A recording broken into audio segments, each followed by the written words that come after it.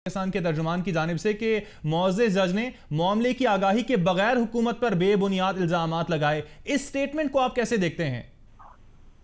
دیکھیے، پوری جو صورتحال ہے اس وقت ایک گمبھیر ہو گئی ہے اور پریشان کن ہے اور بہت ہی سیریس میٹر ہو گیا اب یہ، اور اب یہ بظاہر یہ لگ رہا ہے اور امپریشن ایسا آ رہا ہے کہ جوڈیشری جو ہے اس کا اور حکومت کے درمیان کوئی مستقبل قریب کے اندر جھڑپ ہونے کے کوئی چانسز ہیں اور ایک وار پاٹ پہ جیسے داخل ہو رہے ہیں دونوں ادارے. تو یہ بہت ہی ملک کے لیے، ریاست کے لیے اور خود نواز شریف صاحب کی حکومت کے لیے کافی کمپلیکیٹڈ، کافی کمپلیکس مسئلہ بنتا جا رہا ہے.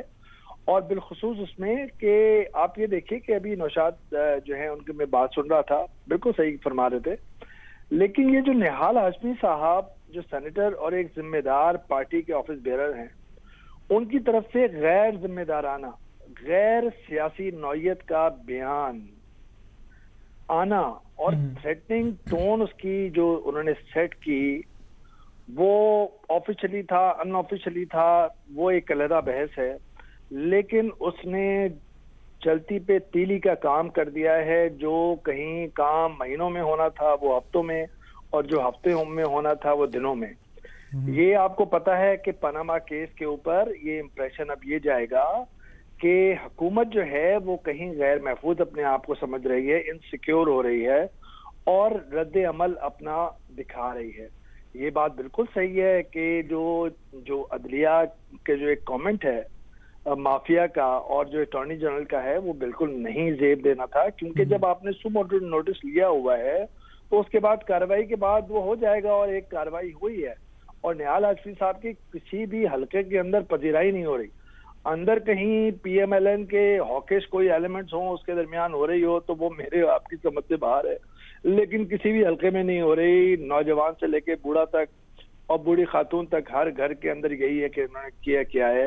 اس طرح کی ٹون کیسے یہ اپنا سکتے ہیں؟ اب بات یہ ہے کہ جو حسین نواز صاحب کے گلے شکوے ہیں، جے آئی ٹی پہ تحفظات ہیں، یہ تو پہلے ہونے چاہیے تھے. اور اب یہ بظاہر اس سے امپریشن یہ مل رہا ہے کہ یہ کہیں ویک وکٹ پر ہیں اور یہ سمجھتے ہیں کہ جے آئی ٹی کی جو فائنڈنگ ہے یا تفتیش ہے وہ ان کے کہیں باعث جسے وہ نام لے رہے ہیں یا تحفظات کا اظہار کر رہے ہیں، تو اس سے وہ مترادف بھی بن رہے ہیں. یہ جب تشکیل ہوئی تھی اس وقت انہیں یہ اعتراضات کرنے تھے، ریٹن میں کرنے تھے، میڈیا پہ کرنے تھے، ان کے پاس سارے پلیٹ فارم موجود تھے میرے خیال میں. انہوں نے اس وقت ضائع کیا، اور جب بیچ میں کیا اعتراضات تو وہ لگا کہ کہیں نہ کہیں ان کو دال میں کالا نظر آ رہا ہے، یا ان کو نظر آ رہا ہے کہ کہیں تفتیش کے اندر کوئی سختی ان سے نپٹی جائے گی. تو اس طرح کا امپریشن ہو رہا ہے. تو یہ امپریشن ان کو زائل کرنا چاہیے، اور یہ بارہا حسین نواز صاحب کو نہیں باور کرانا چاہیے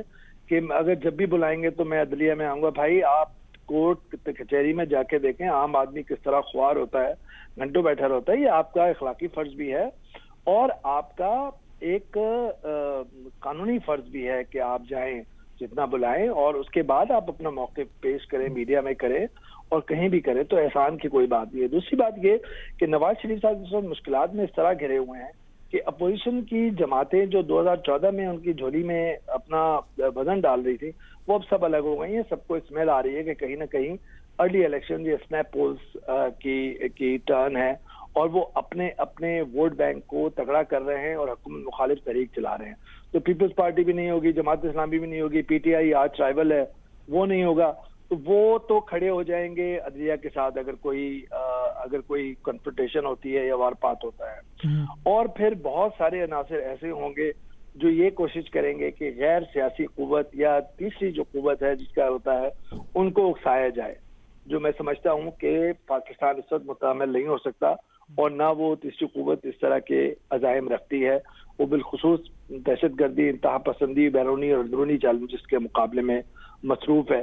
لیکن اس طرح سے سیاسی عدم استحکام کی فضا ہوگی، اور یہ جو صورتحال ہوگی میرے خیال میں کسی صورت کے اندر جو ہے وہ پاکستان کے لیے، ملک کے لیے اور نواز شریف صاحب کی حکومت، ان کے رقبہ کے لیے، ان کی حکومت جماعت کے لیے کوئی سازگار نہیں ہے.